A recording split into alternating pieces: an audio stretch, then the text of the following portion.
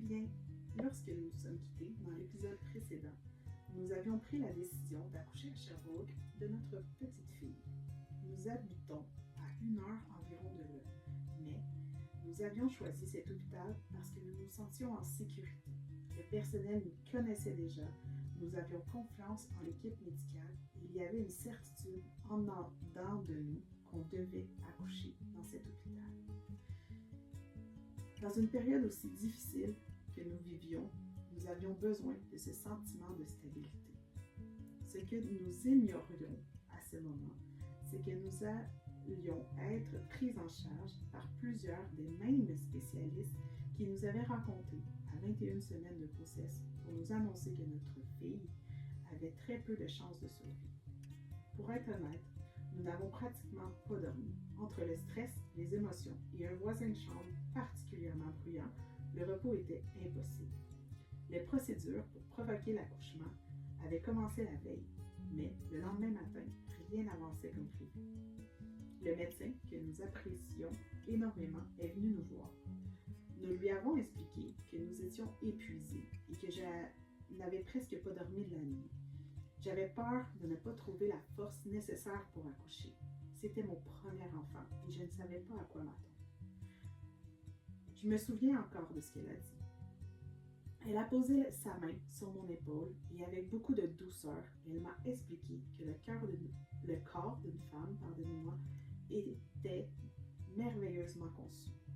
Que lorsque le moment arrive, quelque chose se met en marche, l'adrénaline prend le relais, une force nouvelle apparaît. Puis, elle m'a regardée et m'a dit « Tu vas être capable ». Ces paroles ont résonné profondément en moi. Aujourd'hui encore, je ne sais pas c'était quoi ces croyances personnelles. Mais ce que je sais, c'est que Dieu peut utiliser n'importe qui pour vous encourager. Parfois, nous nous attendons à recevoir une parole d'une personne précise, alors que Dieu choisit quelqu'un que nous n'aurions jamais imaginé. Dieu peut utiliser n'importe qui et il va le faire pour voir si tu es sensible à toutes les personnes qui t'entourent ou juste à les personnes que tu t'attends d'eux. Il mettra en doute ton obéissance à son écoute ou à l'écoute de tes idées rationnelles et que tu conçois toujours.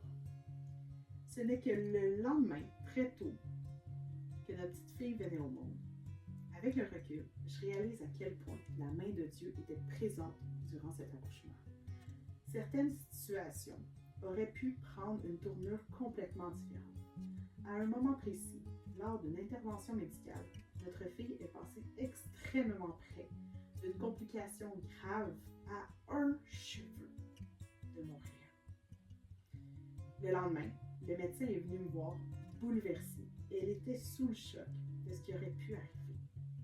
Mais moi, au fond de mon cœur, je savais une chose. Dieu était là. Il guidait chaque étape. Il guidait les mains des médecins. Et c'est quelque chose que j'avais appris à travers l'épreuve. La foi et la médecine ne sont pas opposées. Dieu peut accomplir un miracle instantanément, mais il peut aussi choisir d'agir à travers les médecins, les infirmiers, les traitements et la science, qu'il a lui-même permis à l'humanité de se développer. Notre rôle est de demeurer à l'écoute de sa voix et de se laisser guider, peu importe l'outil qu'il va utiliser. Parce que parfois, le chemin de miracle passe par une salle d'hôpital. Soyez bénis et au plaisir de grandir ensemble dans un prochain épisode. Shalom, bien-aimés.